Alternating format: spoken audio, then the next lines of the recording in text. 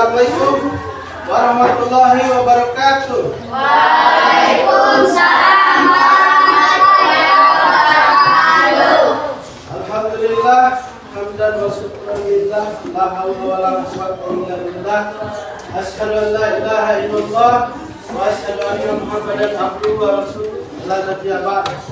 Rabbi shabli wa yassir li amri wa hlul 'uqdatam min lisani yafqahu qawli.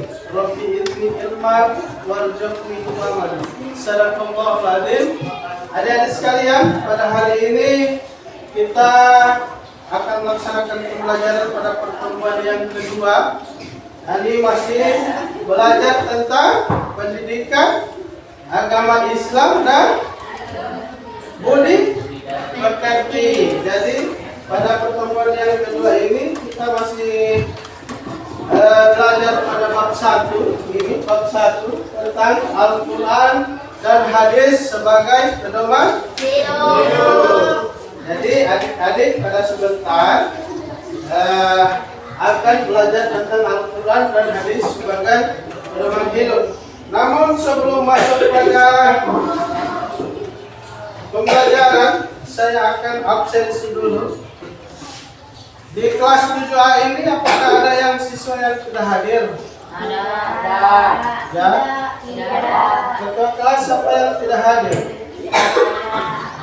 Hadir semua? Oke, kalau hadir semua, kita akan lanjut pada tahap berikut ya. Kita akan berdoa sebelum memulai pembelajaran dipimpin oleh ketua kelas. Oke, ketua kelas silakan pimpin teman-teman untuk berdoa sebelum pelaksanaan pembelajaran dimulai.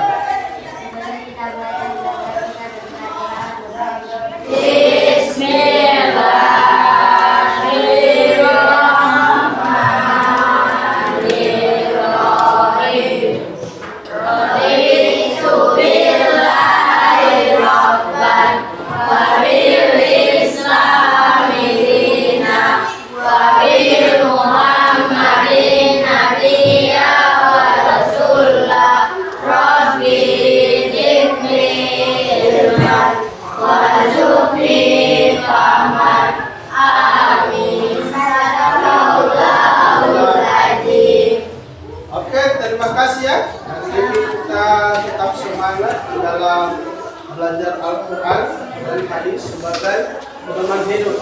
Pada materi ini adik-adik, sebelum masuk pada materi, saya akan melaksanakan refleksi dulu. Apa pada pertemuan minggu lalu, apa yang telah kalian dapatkan dalam pembelajaran ini? Yang pertama apa? Yang pertama yakni membaca Al-Quran. Kemudian yang kedua memperlancar bacaan.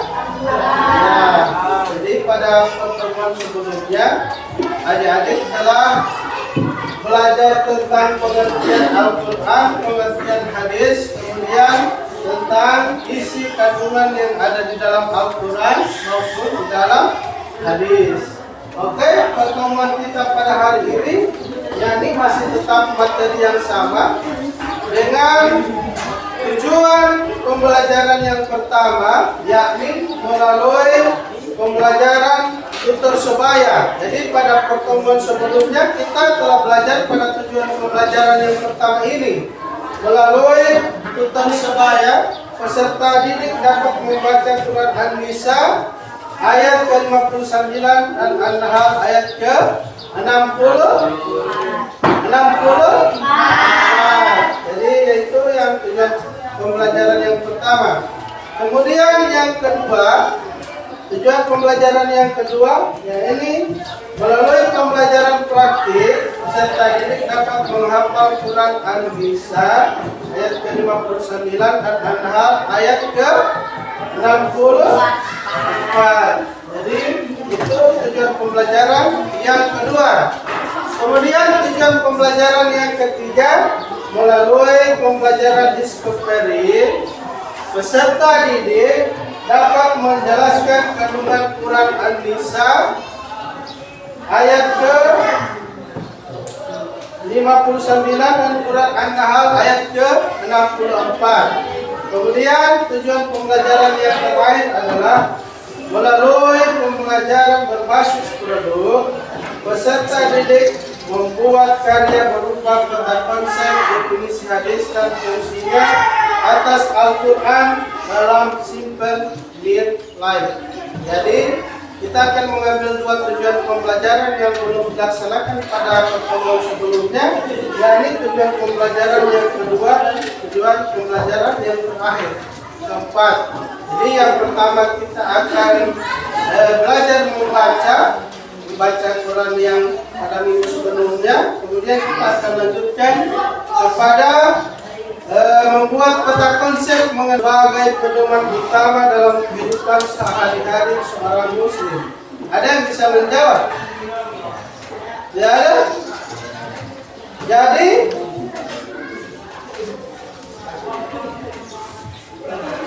pertanyaan yang pertama, bagaimana peran Al-Quran sebagai pedoman utama dalam kehidupan sehari-hari bagi seorang muslim? Ada seorang muslim kan? Ya, apa peran Al-Quran dalam kehidupan sehari-hari? Ada yang bisa menjawab? Merasa sedih apa yang dirasakan oleh keluarga, cobaan hidup, ya. Yang berikut, penuntun untuk menjadi khalifah di bumi. Jadi ada pada ayat An-Nisa, ya ayyuhalladzina amanu atiullaha wa atiur rasul. Jadi ini penuntun untuk menjadi khalifah di bumi, menjadi pemimpin, baik pemimpin di desa, di negara maupun di daerah. Jadi menjadi khalifah, menjadi pemimpin. Yang terakhir, panduan dalam interaksi sosial. Jadi itu pembelajaran pada hari ini, Al-Quran sebagai pedoman utama di dalam kehidupan sehari-hari. Jadi pada sebentar kita di dalam kelompok ini, jadi tidak hanya saya yang berbicara terus. Jadi para materi ini sudah kita pelajari pada pertemuan sebelumnya. Pada pertemuan kali ini saya akan membagi kelompok, yang ini kelompok 1, kelompok 2, kelompok 3 dan kelompok 4. Ya. Jadi pada sebentar kalian akan membuat peta konsep mengenai materi ini. Saya akan memberikan adik-adik, coba diperbaiki mana yang kelompok senang. Oke. Kemudian pertanyaan pemantik yang kedua. Pertanyaan pemantik yang kedua, yakni apa saja tantangan dalam memahami dan menerapkan ajaran Al-Quran dan hadis di zaman modern ini? Ayo, siapa bisa menjawab? Kemudian materi yang sudah ditulis pada KPD itu dibacakan. Kemudian kelompok yang lain dengar. Kemudian kalau ada pertanyaan atau masukan ditanyakan ke kelompok 1. Oke, silakan kelompok 1. Ya, silakan. Silakan. Assalamualaikum warahmatullahi wabarakatuh. Waalaikumsalam warahmatullahi wabarakatuh. Ini akan dipresentasikan hasil kegiatan kami. Ya.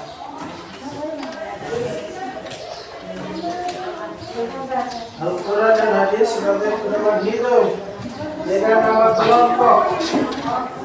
Kelompok 1 atas nama.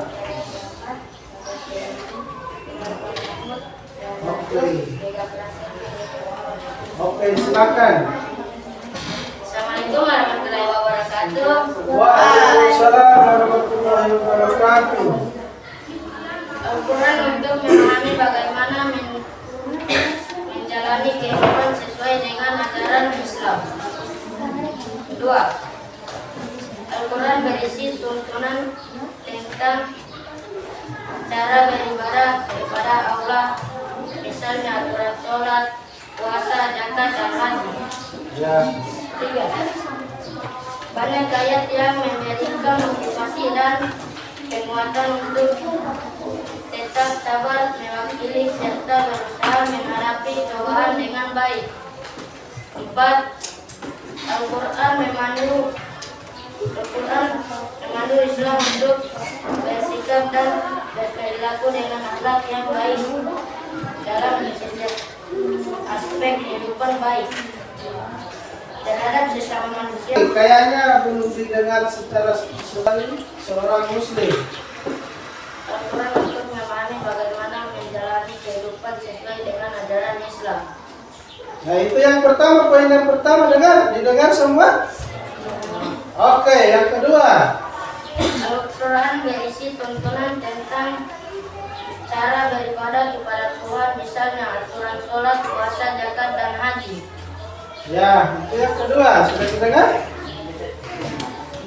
Oke, lanjut. Banyak ayat yang memberikan motivasi dan penguatan untuk tetap sabar, mewakili serta berusaha menghadapi cobaan dengan baik. Oke. Berikut. Al-Quran memandu Muslim untuk bersikap dan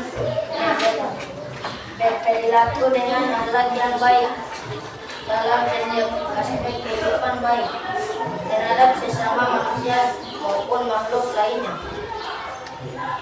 Oke, ini kelompok 1. Oke, silakan. Perkenalkan kami dari kelompok 2. Waalaikumsalam warahmatullahi wabarakatuh. Perkenalkan kami dari kelompok 2 akan mempresentasikan materi tentang Al-Quran dan hadis untuk pedoman hidup.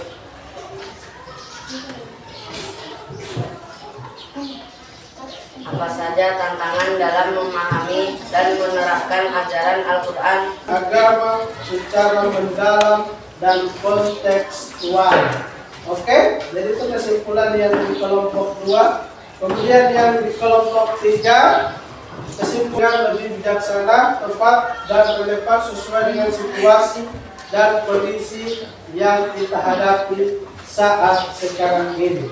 Oke, dan terakhir kesimpulan yang untuk kelompok 4, yakni hadis berperan sebagai nama-nama dari masing-masing kelompok coba dalam menjalani kehidupan sehari-hari, baik di masyarakat, di lingkungan keluarga maupun di lingkungan bernegara. Ya, jadi itu kesimpulan materi dalam pembelajaran hari ini, yakni tentang Al-Quran sebagai pedoman hidup. Ya, jadi pada pertemuan berikut kita akan membahas tentang alif lam samsiyah dan alif lam qamariyah pada pertemuan ketiga. Di kesimpulan pada penyajian materi pada hari ini kita sampaikan jelas untuk membacakan doa untuk selesai pembelajaran pada hari ini.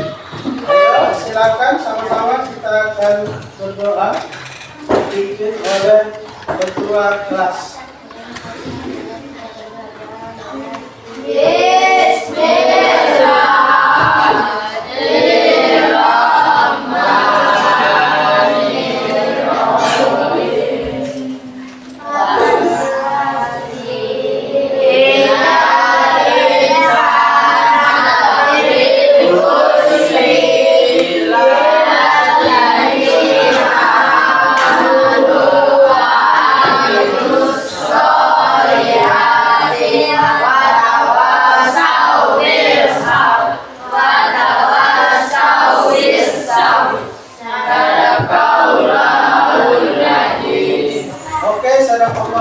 Terima kasih adik-adik, kita sudah masuk pada pertemuan yang kedua sudah selesai, pertemuan pertama dan pertemuan yang kedua sudah selesai. Di akhir pertemuan ini saya menyampaikan banyak terima kasih atas partisipasinya di dalam proses pembelajaran. Semoga apa yang telah kita dapatkan pada hari ini akan beroleh keberkahan dari Allah Subhanahu wa taala. Wabillahi taufiq wal hidayah. Wassalamualaikum warahmatullahi wabarakatuh. Waalaikumsalam warahmatullahi